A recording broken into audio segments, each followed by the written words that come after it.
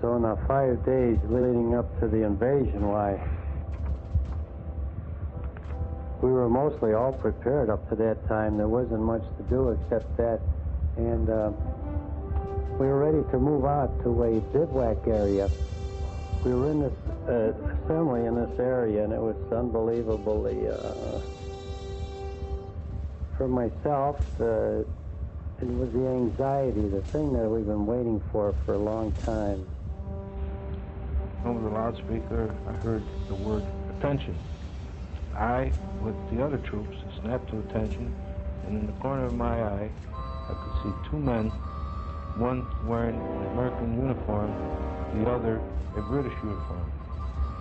The American was General Eisenhower, and the other was Field Marshal Montgomery. General Eisen said that we were about to embark on a great cause, the liberation of Europe. God be with you. Montgomery said almost the same thing, but added that he was grateful for the help and supplies and troops from America. We left the marshalling area with full battle equipment, about 100 pounds per man. The harbor of Weymouth was crowded with ships of every size, shape, and description, most of them flying the Stars and Stripes. On the evening of June 5th, the harbor came alive. I could see one ship signaling to the other that this was it. We would hit the beach the next morning at 6:30 a.m., June 6, 1944, to be called D-Day. Around 0001 hours, June the 6th, I heard the roar of aircraft. I got up and looked out into the sky, and I noticed airplanes and gliders behind them. The 101st, 82nd Airborne were being flown to be dropped onto the soil of France. I guess the morning, early morning of June 6th, why everything started moving. Then we went up to, I believe, Bournemouth, where we assembled with hundreds and hundreds of ships. I've never seen anything like it in my life. And then I guess we were on our way. Chaplain Kelly held a mass service on the deck of the Anvil, in which he requested God to see us through the landing safely. We left the Anvil on British LCA.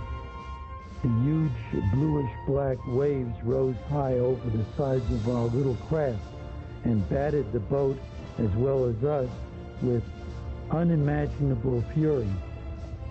It was as if the waves were trying to crush our assault boat and we in it. We were all soaking wet. I tried to keep my rifle dry by putting a plastic cover over the rifle. We were so loaded down with equipment.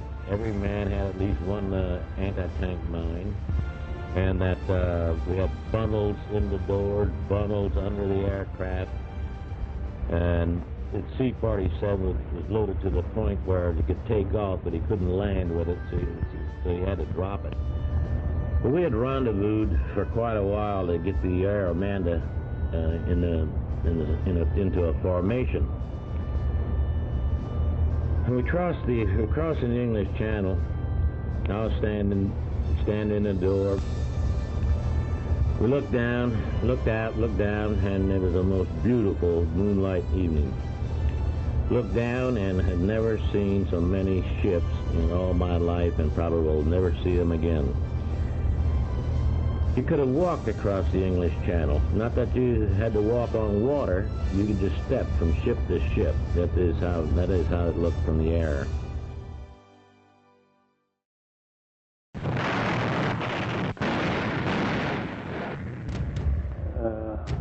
so hard to describe. It was massive. It was massive. I can imagine being a German looking out through binoculars and seeing all this.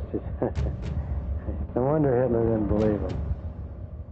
The fury of the water broke our front ramp, and the boat began to fill with icy channel water. But Lieutenant Donaldson rammed his body against the inner door of the ship and said, "Well, what are you waiting for? Take off your helmets and start bailing the water out." As the landing craft inched closer to the beach, shells began to explode around us. The craft next to us hit a mine and exploded. But as we were about to land, they had huge obstacles in the water. Big railroad tracks crisscrossed, sticking up out of the water so nobody could get close.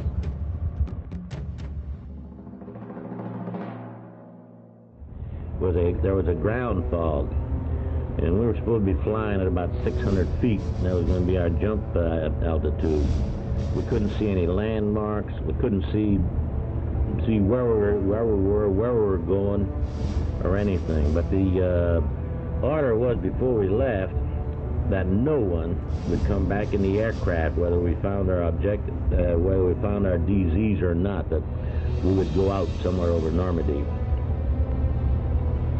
Just as soon as it bailed out, I knew that was the end of it. That I was not coming back anymore, because I had never seen so many tracers in my life. Tracers all over the place that were shooting at us. I hardly got the thoughts out of my mind when I went through an apple tree. My feet just barely touched the ground. The top of my canopy had caught my fall, and I just hung there real nice, no problem. Took my knife, cut myself out of my harness, and immediately started to gather the people together that jumped from our aircraft. I saw the beach with its huge seawall at the foot of a massive 150-foot bluff. An 88mm shell landed right in the middle of the LCA on the side of us, and splinters of the boat, equipment, and bodies were thrown into the air. The ramp was lowered, and the inner door was opened, and a German machine gun trained on the opening took a heavy toll of lives. I waded through the waist-deep water, watching many of my buddies fall alongside of me. I expected a bullet to rip through me at any moment from the right. I reached the stone wall. I looked down, and being washed around by the incoming water, I saw the bodies of my buddies who had tried in vain to clear the beach. When we hit the beach, I knelt down and kissed the dirt, whispered, "Thank you, God." I then looked around and saw many dead in the water and on the beach. My company was being held up by machine gun fire from the hill. Then Colonel Taylor, regimental commander, got up and said, "If we have to die, let's die on the hill." We moved out and took the hill, giving the Allies a foothold in France.